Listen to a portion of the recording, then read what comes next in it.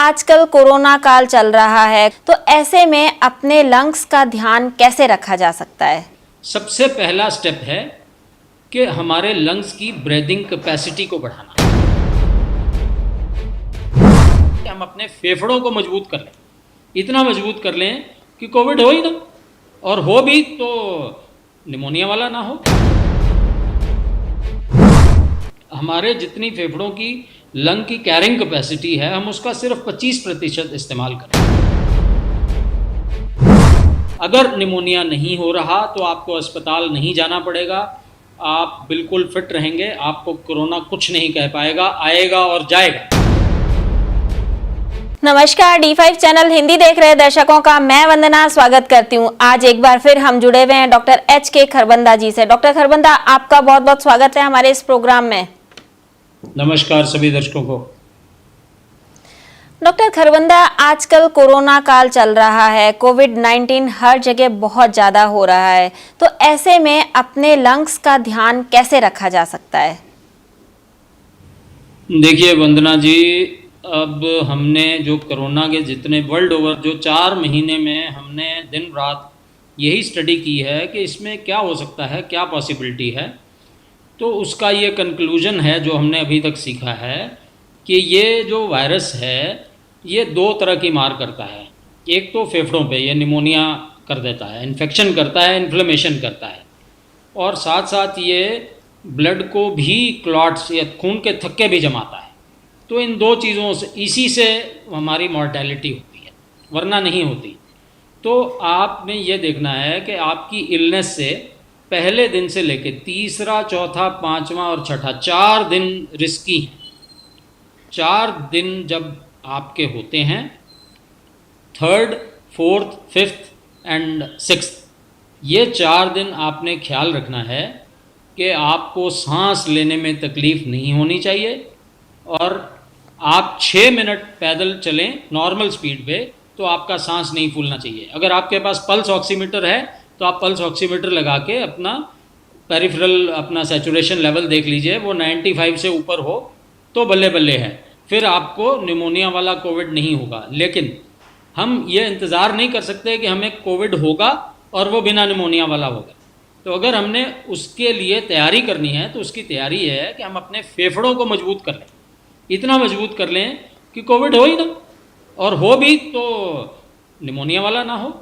तो उसमें 3 स्टेप हैं, 4 स्टेप हैं रादर, मैं चारों पे आऊँगा एक एक करके। सबसे पहला स्टेप है कि हमारे लंग्स की ब्रीदिंग कैपेसिटी को बढ़ाना। हम शैलो ब्रीथ करते हैं, जो हम लोग हैं नॉर्मल में हम डीप ब्रीथ करते ही नहीं, हम तो बिल्कुल आराम से सांस लेते हैं, जो कि फेफड़ों, पूरे फेफड़े भरते ही नहीं कभी।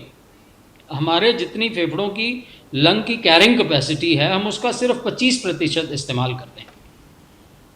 तो हमने लंबा सांस भरना है। दिन में एक काम करें, हर घंटे क्लॉक जैसे ही 12 बजते हैं, 11 बजते हैं, 1 बजता है, 2 बजता है, आप 3 मिनट के लिए डीप ब्रीथिंग की एक्सरसाइज कीजिए। कुछ नहीं करना हो, बस सिंपल लंबा सांस लीजिए, 1 मिनट, 2 मिनट, 3 मिनट। इससे आपका जो डीप ब्रीदिंग होगी, शैलो ब्रीदिंग नहीं करनी, डीप ब्रीदिंग करनी है। घंटे में एक बार 2 या 3 या 4 मिनट हर घंटे।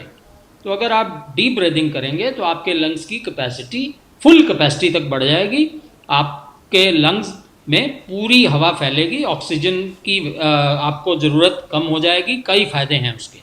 सो सबसे पहले डीप ब्रीदिंग पूरा दिन करें। इसमें कोई हर घंटे 2 मिनट लगाना कोई बड़ी बात नहीं है, हर कोई लगा सकता है। तो डीप ब्रीदिंग अगर आप करेंगे तो उसका आपको बहुत फ़ायदा होने वाला है। इससे अगली बात, स्टीम इन्हेलेशन, भाप लेनी है आपने। देखिए, अगर बिल्कुल नॉर्मल आदमी है तो भाप आप डेली भी ले सकते हैं, आपका पूरा नेज़ल पैसेज और लंग्स ये सारे साफ़ हो जाते हैं। आप स्टीमर ले लें, स्टीमर पे ऊपर से कपड़ा लगा के टेंट बना लें, कवर करें, और उसकी पानी की भाप लें, और उसमें एक जादू का ऑयल डालना है आपने। जादू का ऑयल है यूकलिप्टस ऑयल, सफ़ेदा। तो इसको हम जादू का ऑयल बोलते हैं। जी, सफ़ेदे का तेल, यूकलिप्टस ऑयल साउथ इंडिया में बहुत कॉमन है, आम इंटरनेट पे मिल जाता है, लोकल स्टोर्स पे भी। अगर तेल नहीं मिलता उसका भी इलाज है, सफ़ेदा हर स्कूल में अमूमन लगा होता है, लंबा पेड़ होता है, बड़ा हरे पत्ते होते हैं उसके, उसकी एक टहनी तोड़ लीजिए, एक zip lock polythene sealed bag में डाल के फ्रीज़र में डाल दीजिए, और रोज़ उसके 7 पत्ते, 7 उसके पत्ते पानी में डालिए और उसकी स्टीम लीजिए। वो स्टीम, सफ़ेदा यूकलिप्टस श्वास के रोगों का दुश्मन माना जाता है। अगर आपको मैं एक आम बात बताऊं कि विक्स वेपोरब आपने सुना होगा, बचपन में बच्चों को खूब लगाई जाती है, सभी इस्तेमाल करते हैं विक्स, जुकाम हो जाए तो भी। विक्स में 99% यूकलिप्टस है। तो हम यूकलिप्टस इस्तेमाल तो कर रहे हैं लेकिन हमें पता नहीं, तो उसको इस्तेमाल करने का नेचुरल तरीका लें आप। 7 पत्ते डाल के उसकी भाप लें, या फिर यूकलिप्टस ऑयल की 2 बूंदें सिर्फ डालनी है आपने पानी में, स्टीमर में 2 ड्रॉप डाल दीजिए, उसका पूरा इफेक्ट आपको आएगा। और आप इसको रोज़ाना ले सकते हैं स्टीम 5 मिनट के लिए रात को। अगर आप यंग हैं तो आप हफ्ते में 1 बार ले लें, वो भी बहुत है। 50 साल से अगर कम आपकी एज है तो 1 से वीक स्टीमिंग भी बहुत है, ज़्यादा की ज़रूरत नहीं है। इसके साथ साथ ये स्टीम वाला पार्ट हो गया। स्टीम आप बच्चों को भी दे सकते हैं। अगर बहुत छोटे बच्चे हैं तो आप पूरे कमरे में स्टीम, एक प्रेशर कुकर रखिए, प्रेशर कुकर में सफ़ेदे के पत्ते डाल दीजिए, पानी डाल दीजिए और उसको चला दीजिए, और वो अपना पूरे कमरे में आपके स्टीम गैदर हो जाएगी। पूरे कमरे में स्टीम गैदर हो जाएगी तो बच्चा जो सांस लेगा उसको अपने आप चली जाएगी। ये सबसे आसान तरीका, छोटा कमरा हो, पूरा कमरा बंद कर लीजिए, कमरे में इकट्ठी कर लीजिए स्टीम। अगर छोटा बच्चा है, एक्सीडेंट का खतरा होता है गर्म से, तो इस तरह आप उसको स्टीम दे सकते हैं। तो ये स्टीम हो गई छोटे बच्चों और यंग बंदों के लिए हफ्ते में 1 बार, और बुज़ुर्ग रोज़ ले सकते हैं। इसका फ़ायदा ही फ़ायदा है, सारे लंग्स, हमारा पैसेज साफ हो जाएगा, नेज़ल, क्योंकि कोरोना वायरस यहाँ बैठता है जाके इसके अंदर, तो यहाँ भी स्टीम जा रही है, हमारा सारा पैसेज क्लियर हो जाएगा। तभी अगर आप देखें तो loss of taste and loss of smell आता है। लॉस ऑफ स्मेल इसलिए आता है कि इसके अंदर यहाँ क्रस्ट बन जाते हैं उसके, तो वो क्रस्ट, हाँ ये अब बात छिड़ी गई है तो मैं बता देता हूँ। अगर किसी को कोरोना हुआ है और टेस्ट और स्मेल सुनने वाली गई है तो इस क्रस्ट को साफ़ करने का इलाज भी बता देता हूँ। इस क्रस्ट को साफ़ करने का इलाज है, आप 1 कटोरी पानी लें, उसमें 1 चम्मच मीठा सोडा डाल दें, हल्का सा गुनगुना कर लें उसको, और फिर एक 10 ml की सिरिंज ले लें खाली। उस सिरिंज को भर के वॉश बेसिन पे जाके यहाँ से एक साइड से डाल दीजिए और एक साइड से आपका निकल आएगा 10 ml पानी। तो आपका जो क्रस्ट है वो धीरे धीरे निकल जाएगा। दिन में 4 बार 5 बार आप इसको कर सकते हैं। मीठा सोडा और पानी, और कुछ नहीं, हल्का सा नमक डाल लें, 1 चुटकी नमक, 1 चम्मच मीठा सोडा और 1 कटोरी पानी। ये सोल्यूशन हल्का सा गर्म करके एक 10 ml की सिरिंज में भर लीजिए, या नेती वाला लोटा आता है उसमें डाल लीजिए, जल नेती वाला। तो जल नेती वाला कईयों के पास होगा, कईयों के पास, एक सिरिंज खाली ले लीजिए 10 ml की, यहाँ से डालिए और यहाँ से निकल आएगा सारा, तो आपका सारा क्रस्ट निकल जाएगा, आपकी स्मेल की क्षमता वापस आ जाएगी। तो ये फेफड़ों वाली बात। अब फेफड़ों का, इसके अलावा आज जादू की बातें हैं, सारे चमत्कारी काम हो रहे हैं, तो एक चमत्कारी जूस की बात हम करेंगे। उसमें भी 5 चीज़ें चाहिए हमें, आप नोट कर लीजिए। 1 लीटर पानी, 1 लीटर पानी एक बर्तन में ले लीजिए। उसके बाद 1 इंच का अदरक का टुकड़ा, 1 इंच का अदरक का टुकड़ा, उसको बारीक काट के उस पानी के पतीले में डाल दीजिए। उसके साथ साथ 1 चम्मच हल्दी, अगर घर की पिसी हो तो ज़्यादा अच्छा है, नहीं तो कोई बात नहीं, जो मिलती है, जो आपको बेस्ट मिलती है, ऑर्गेनिक ले लीजिए। 1 चम्मच हल्दी और 1 प्याज बारीक काट के, छील के बारीक काट के, वो सारा कुछ इकट्ठा डाल देना है।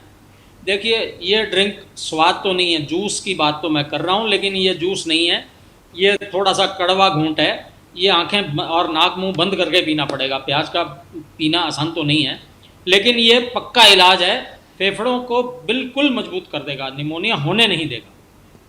तो ये आपने 4 चीज़ें ले ली, इन चारों को 1 लीटर में इसको बॉयल करना रख दीजिए, 5वीं बाद में ऐड होगी, टोटल 5 हैं। मैं रिपीट कर देता हूँ। 1 लीटर पानी, 1 इंच अदरक का टुकड़ा, 1 चम्मच हल्दी 5 ग्राम, 1 चम्मच मीन 5 ग्राम, 1 टीस्पून 5 ग्राम्स, और 1 प्याज बारीक काट के, सबको मिक्स कर लें पानी में और उसको बॉयल कर दें।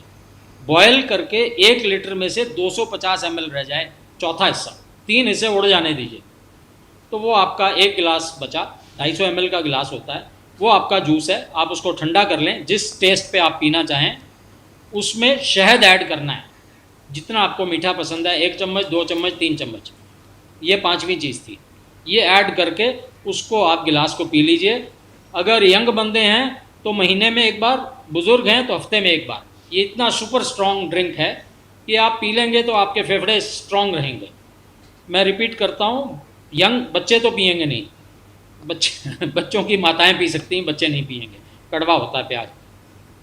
तो यंग पिएं इसको हफ्ते में एक बार, महीने में एक बार, और जो बुज़ुर्ग हैं वो हफ्ते में एक बार। तो ये आपका ड्रिंक है। इसके साथ साथ 2 होम्योपैथिक दवाइयाँ हैं जो आपके लंग्स को मजबूत रखती हैं। 2 मदर टिंचर हैं, एस्पीडोस्पर्मा और एचिनेशिया, दोनों मदर टिंचर हैं, एस्पीडोस्पर्मा और एचिनेशिया, और साथ में अवीना सटाइवा। ये 3 दवाइयों का, तीनों को मिक्स कर लें। जब आप मिक्स करें तो कोशिश करें एक ही कंपनी की दवाई हो तो बेटर है। तो एस्पीडोस्पर्मा, ये मैं आपके कमेंट में लिख दूंगा, एस्पीडोस्पर्मा, अवीना सटाइवा और एचिनेशिया, इन तीनों की मिक्स करके, तीनों को आपस में 10 बूंदें दिन में 2 बार आधे गिलास पानी में आपने डाल के लेना है। ये लंग का टॉनिक है। ये लंग, जो अस्थमा के मरीज़ हैं उनको भी 100% फ़ायदा मिलेगा। ये जो सारा कुछ मैंने बताया है, ये क्रॉनिक एयरवे ऑब्स्ट्रक्शन के डिजीज़ वाले लोगों को, खांसी वाले लोगों को, अस्थमा वाले लोगों को, और लंग्स मजबूत करने के लिए, इन सब का फार्मूला एक ही है। तो मैं एक बार एंड में आपको रिपीट कर देता हूँ। डीप ब्रीदिंग और स्टीम इनहेलेशन विद सफ़ेदे के पत्ते, 7 पत्ते या 2 बूंदें यूकलिप्टस ऑयल। तीसरा ड्रिंक जो अभी हमने बताया, और साथ में होम्योपैथिक दवाई। अगर आप ये ले लेंगे, तीसरे, चौथे, 5वें और 6ठे दिन 6 मिनट पैदल चलना है आपने, अगर कोरोना है तो। अगर आपको शक भी है कोरोना का, तो आपने ये 4 दिन आपने पैदल चलना है 6 मिनट लगातार। आपका सांस अगर नहीं फूलता तो आपको निमोनिया का कोई खतरा नहीं है, और अगर निमोनिया नहीं हो रहा तो आपको अस्पताल नहीं जाना पड़ेगा। आप बिल्कुल फिट रहेंगे, आपको कोरोना कुछ नहीं कह पाएगा। आएगा और जाएगा, हमारा कुछ नहीं लेगा। और एक बात और, अगर आ गया तो 6 महीने की इम्यूनिटी वैसे ही दे जाएगा। तो भले भले सिचुएशन है। एक बात और है, जैसे दिल्ली में 23% लोगों को कोरोना हुआ, सर्वेलेंस टेस्ट हुआ, ऐसे ही चंडीगढ़ में भी अब सर्वेलेंस टेस्ट होने वाला है। उसकी रिपोर्ट कुछ दिनों में आ जाएगी, मैं आपसे साझा करूंगा। तो हमें ये मान के चलना चाहिए कि लगभग 25% लोगों को ऑलरेडी कोरोना हो चुका। वो आके चला गया, हमें नहीं पता लगा, तो अच्छी बात। तो ये सारा सिनेरियो है। लंग्स अगर हमारे मजबूत होंगे, निमोनिया से हम बच गए, तो कोरोना हमारा क्या करेगा। डॉक्टर खरबंदा, आपने हमें बहुत सारी जानकारी दी अपने लंग्स को मजबूत बनाने की। आपका बहुत बहुत धन्यवाद। धन्यवाद सभी का। अगले एपिसोड में आपसे फिर मुलाकात होगी, तब तक के लिए नमस्कार।